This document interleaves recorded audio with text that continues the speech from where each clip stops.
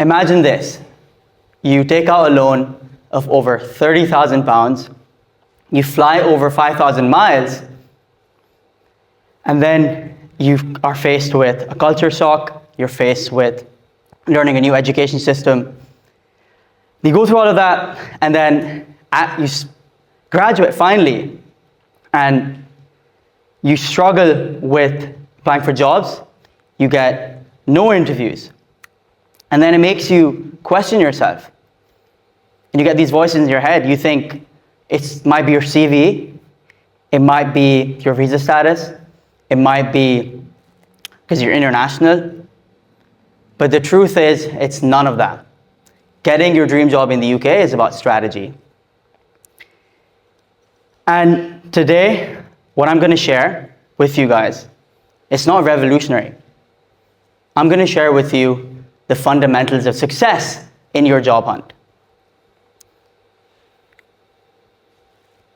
So my first question to you guys is, are you not landing interviews? Because I'm pretty sure you're not. I've spoken to hundreds and thousands of international students through messages, emails, live calls, group calls, and most of you guys are not landing interviews. And it all boils down to the strategy.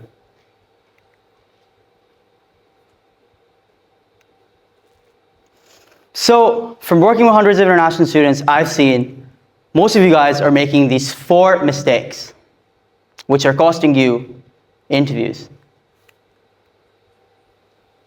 The first mistake is targeting any and every job. When you target any and every job, you basically, like, for example, you're applying, like, your target job is a data analyst role. But what the average international student does is they apply for a data analyst role, they apply for a data scientist role, they apply for a data engineering role, they also then throw in software engineering role there. And that way, they have no target and they completely ruin their chances. The second mistake is having too much text on their application materials. So the picture you see here is just difficult to read text. And I've seen that most international students have difficult to read text on their CV, their cover letter, their LinkedIn, their written messages. And that way, most efforts they make to get the attention of a recruiter or hiring manager, it gets unnoticed. Just because they're used to the ways they're communicating back home. So I'm from Asia, most international students from Asia. Over there, we're trained to believe that the more complex and the more kind of long our communication is, the more posh we sound, but it's actually different here. In the UK, less is more.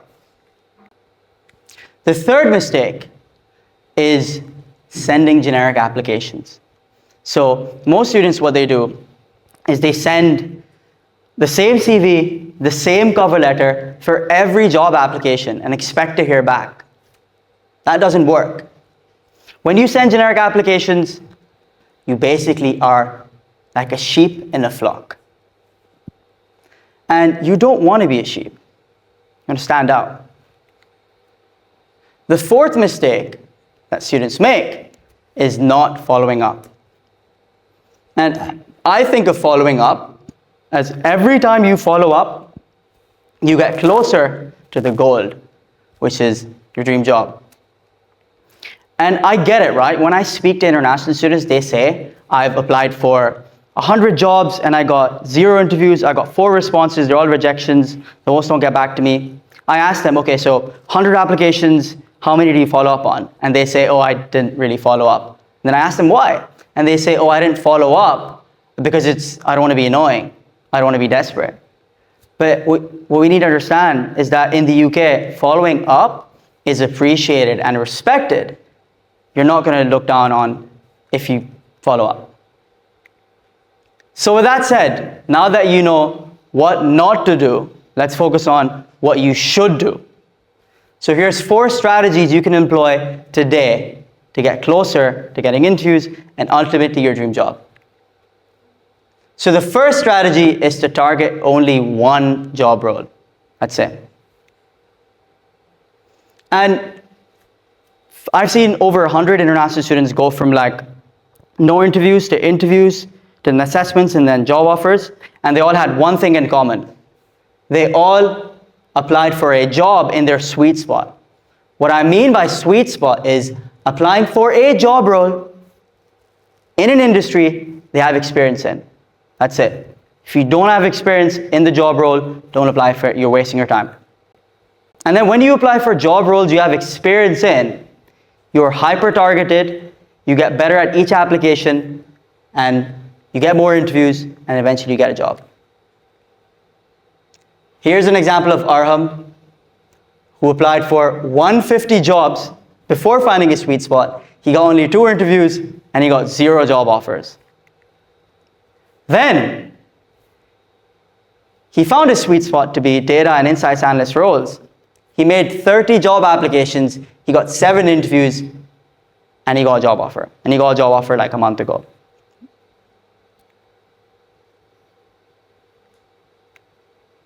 Cool. Second strategy is the flip of using too much text, and that is that less is more. And this applies especially if you're going for entry-level jobs. If you're going for entry-level jobs, you're competing with thousands of applicants, and you have to get to the point like really quick. So what I've seen from seeing hundreds of CVs is that most students, they have really long CVs, 2 to 3 page CVs, and I ask them like, why you've got this experience on your CV when you worked in this 6 years ago, it's not relevant. And they say, no, but like I want to list down every experience in as much depth. And they have 2 to 3 page CV, and they never hear back, right? The solution to that is wherever you communicate, especially on your CV, it should be easy to read. If you look at this CV here, most bullet points are 1 line each, and this is everything fits in 1 page as well, and it's super easy to read. I've got an example here next, and this is an example of an extract of a CV I reviewed a few days ago. And let me just read it out verbatim, and I want you guys to feel how a recruiter feels. I was directly responsible for assisting various stakeholders in developing data-driven operational strategies.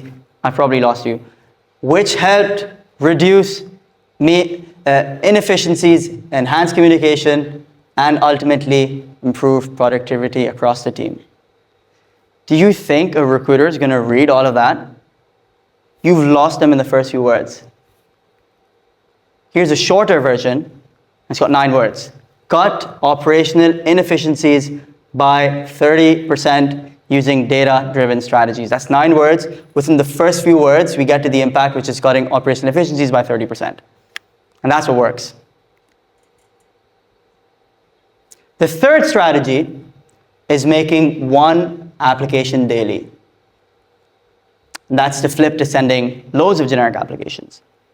So when I tell students you should make 1 high quality application daily, they say, but no, Farhoon, wait, like my friends are making like 10 applications, they're making 20 applications a day, I'm going to miss out, I'm not going to get interviews.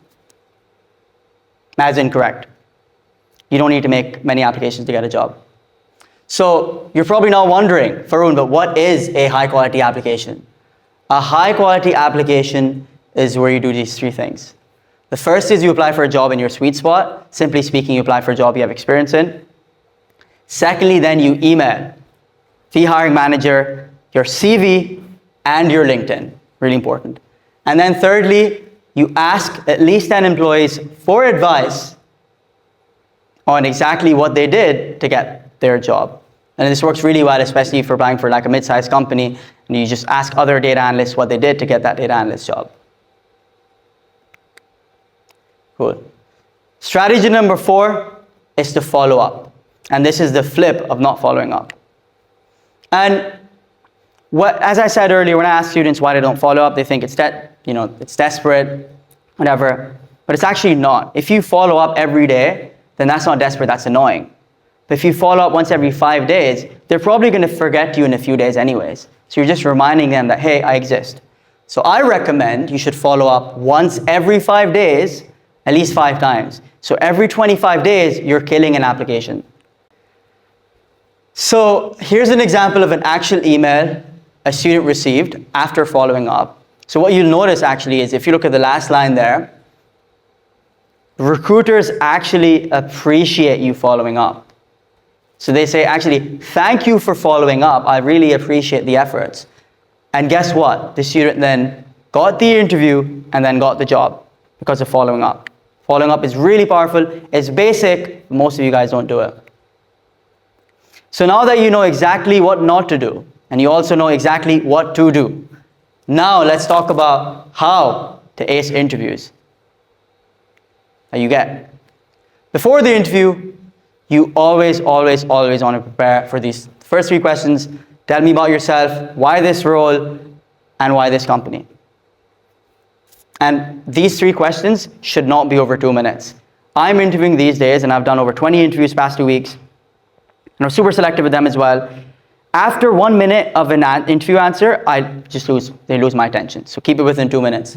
And another pro tip is to make sure that you rehearse the answer out loud at least 5 times. At least 5 times. Once you do that, you'll then be in a good position to improvise in the interview. And then lastly, you want to also prepare 4 questions. So they might ask you, do you have any questions for me? And this is your opportunity to show you've done your research, to show you're curious, and basically to show how keen you are. So now you've prepared for the interview. Now let's talk about what you do during the interview. You stay calm. Really important. Even if you're losing, you're really nervous, your goal is to stay as calm as you can. You want to smile and maintain eye contact. You'd be surprised. I did around 4 in-person interviews last week, and people towards the middle or so, when the questions get hard, they struggle to make eye contact. It's really important to maintain eye contact. Another pro tip is to mirror the body language of the interviewer. Human beings trust people who are similar to them. So if you mirror their body language, they're going to trust you. And if they trust you, they're going to hire you. And then once you've prepared for the interview, and then you've aced the interview, after the interview, you're going to send a thank you email. And it doesn't have to be anything complex. It's literally, thanks for your time. I enjoyed speaking to you. I'm excited for next steps. That's it. A really good example is yesterday I interviewed this candidate. It was a very average interview. I wasn't impressed. She was really good energy, pretty positive, but there wasn't that wow factor. However, exactly 9 minutes after the interview, she sent me a thank you email, and she said, I told her some of the problems I'm having in my business, and she said, you should read these 2 books. They're great finds. I've read them, and I looked them up. I read their summaries, and those were solid books. And now I actually am reconsidering if I want to move her to the next stage just because of her thank you email. Really powerful. So you can send those exact words and add some more personalization, and you're really going to stand out. And she did stand out. So with that said, thank you everyone for listening. My honest final thoughts are that getting a job, getting your dream job, is just about the basics. You do the fundamentals and you'll get results. Thank you very much.